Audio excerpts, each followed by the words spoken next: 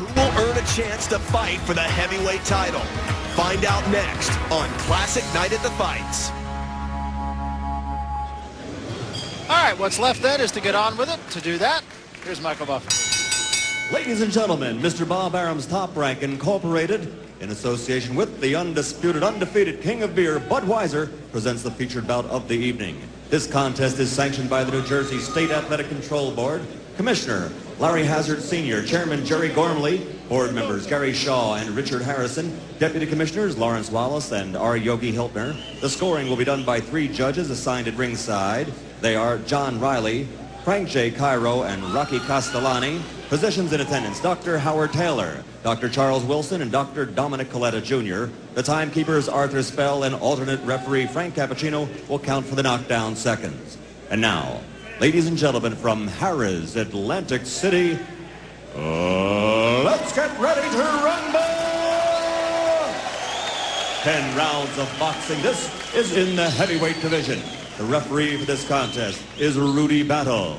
Introducing first, fighting out of the red corner, wearing the white trunks with black trim, he weighs 221 pounds. From Newark, New Jersey, he brings a professional record of 20 victories, 3 defeats and 1 draw. 15 of those 20 victories by KO. Ladies and gentlemen, Art Tucker.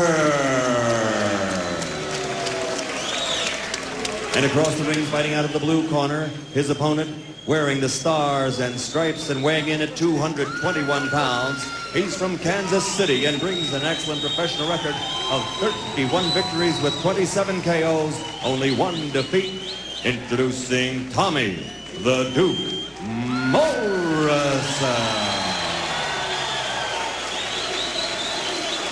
Ladies and gentlemen, you've both received your pre-fight instructions. I want a clean break at all times. Let's have a nice, clean fight.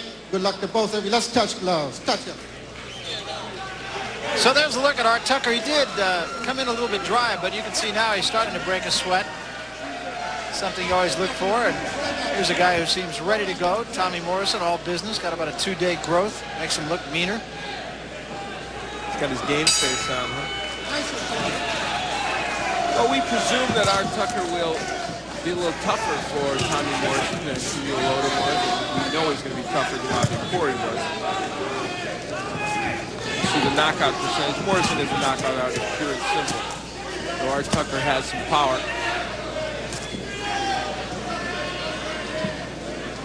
Tucker looked at Morrison's fight, put it in left hook. Looked at Morrison's fight against Camille Loda and said, looks to me like he could be busted up. If Odom could bruise him a little bit, which he did. Tucker feels he ought to be able to do more. Well, Tucker trying to keep his jab working, not landing it yet. Whoa, big left hook. You know what? That punch was partially blocked. I'm not sure it didn't hurt Tucker. I think it did hurt Tucker. I gotta tell you something, you know?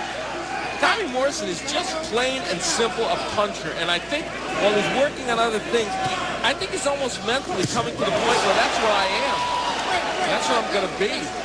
Another pretty good right hand. Tucker draws a deep breath as he backs away. I think Tommy's becoming even more of a gunslinger. You're either going to get me out or I'm going to get you out. Well, what then happened against Ray Mercer? Here's a guy who started out He fought the wrong guy. That's what happened. He fought the one guy in the heavyweight division who could take his punch and who would get to him in the middle rounds. I got to tell you the truth, that was the wrong guy to fight. That was a bad decision to fight Ray Mercer. Other heavyweights might have been knocked out by his assault early in that bout. Nice and clean, step out. And it doesn't mean other guys wouldn't maybe knock Tommy Morrison out. It doesn't mean he doesn't have skills, but I'm saying you look at him here early, you see him, he's a gunslinger. He wants to take you out. He's strong and he's a very good finisher. He's going to take some punches for his trouble.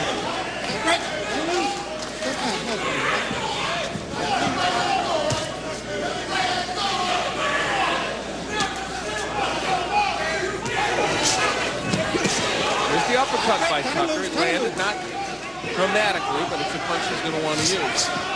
See, look when Morrison jabs his way in, though. Just those 2 little pitty-pat jabs allowed that right hand to the body to land. Tucker suddenly has a lot of respect for the power of Tommy Morrison. One thing, though, so far, Morrison hasn't been that busy on the inside once he gets there. Well, we're only in the first round. Tucker's landing a few shots here and there. Punch your heads in there. What a left hand. Right on the money. That's a good move, though. Tucker was in a situation he really could have gotten hurt. And are they going to call on a knockdown? I don't know. Slip. No.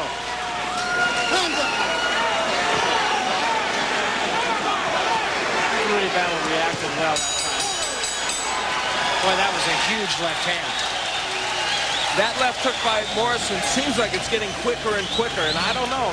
It's going to hurt most people. It's going to hurt Art Tucker. Hands up on the brakes. Stay back in the corner, Daniel. Stay back. Stay back. So we're just about set to start the second round. And you can hear Tommy Vergette's telling him, go to the body more. They want more body work from Morrison. And to work the jab more. Tommy, you were talking about going to the body. Tom Vergette's is on with us right now. And Tommy, you're talking about getting a little more to the body from Tommy Morrison and also using the jab a little bit more. But you certainly have to be pleased at what your man did in the first 3 minutes. Well, he slipped a couple of good punches and then come inside, but he hasn't. He's getting tied up too quick because he's getting inside, then trying to throw. He's got to throw a little bit earlier.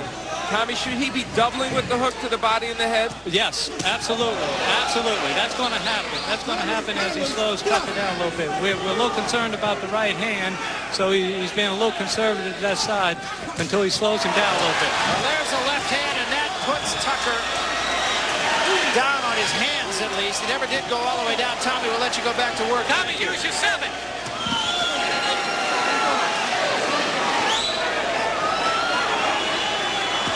Well, it's simple. Oh, man. I was just going to say, it's simple. He hits you with the left hook, you're gone. Most heavyweights are going to go. Art Tucker goes. You either get him first or he gets you. That's the whole deal with Tommy Morrison. I think that two-word sentence that you never had a chance to finish was exactly the thing to say. It's simple. Yeah, it is. Boy, was that a shot?